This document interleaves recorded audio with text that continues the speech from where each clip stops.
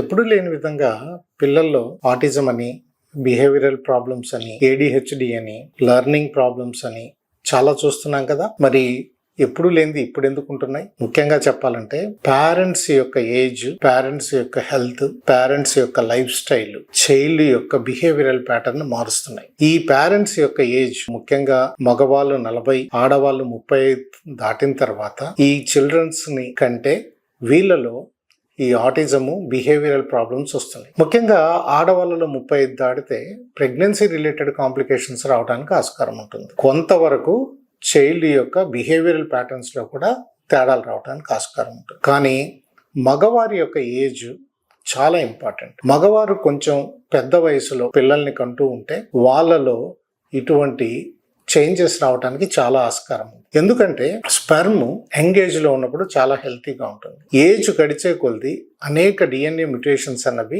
ఏర్పడటం జరుగుతుంది. స్పెర్మ్ కేవలం ఫెర్టిలిటీ రిలేటెడ్ ఇష్యూనే కాదు, ఇది చాలా జెనెటిక్ ఇన్ఫర్మేషన్ కూడా క్యారీ చేస్తుంది. ఈ జెనెటిక్ ఇన్ఫర్మేషన్ వల్లే ఈ యొక్క చేంజెస్ అన్నది వస్తాయి. సో ముఖ్యంగా ఫాదర్ అనే అతనికి స్పెర్మ్ క్వాలిటీ అన్నది సరిగ్గా లేనప్పుడు ఇటువంటి చిల్డ్రన్స్ లో హెల్త్ ఇష్యూస్ అన్నవి ఎక్కువగా కనపడతాయి. ఈ ఫాదర్ ఈ స్పెర్మ్ క్వాలిటీని కాపాడుకోవటం ఎలా? మనం తీసుకునే ఆహారం, ముఖ్యంగా ప్రాసెస్డ్ ఫుడ్స్ని అవాయిడ్ చేసి, ఈ రిఫైన్డ్ ఆయిల్స్ని అవాయిడ్ చేసి, ట్రాన్స్ ఫ్యాట్ కంటెంట్స్ని బాగా తగ్గించుకొని, ఈ ఫాస్ట్ ఫుడ్స్ని తినకోకుండా చాలా healthy fresh vegetables, fruits, healthy proteins, healthy fats తీసుకుంటే ఈ యొక్క స్పెర్మ్ క్వాలిటీ చాలా చక్కగా ఉంటుంది. అలాగే స్మోకింగ్, ఆల్కహాలిజం కూడా ఈ యొక్క స్పెర్మ్ క్వాలిటీని ఎఫెక్ట్ చేస్తుంది. అట్లాగే ఒబేసిటీ, అతని యొక్క స్ట్రెస్ లెవెల్స్ కూడా స్పెర్మ్ కౌంట్ ని, క్వాలిటీని కూడా డిసైడ్ చేస్తాయి. అలాగే మనం తినే ఆహార పదార్థాలు, ముఖ్యంగా చెప్పాలంటే plastic containers, pesticides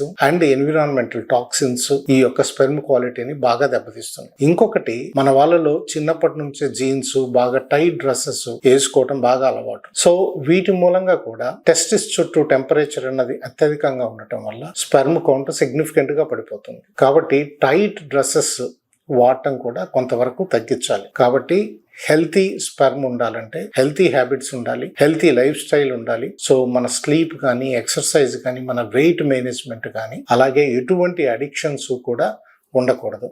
so environmentally healthy habits అనేది మనం మెయింటైన్ చేస్తే మన ఫ్యూచర్ జనరేషన్స్ కూడా చాలా బాగుంటాయి.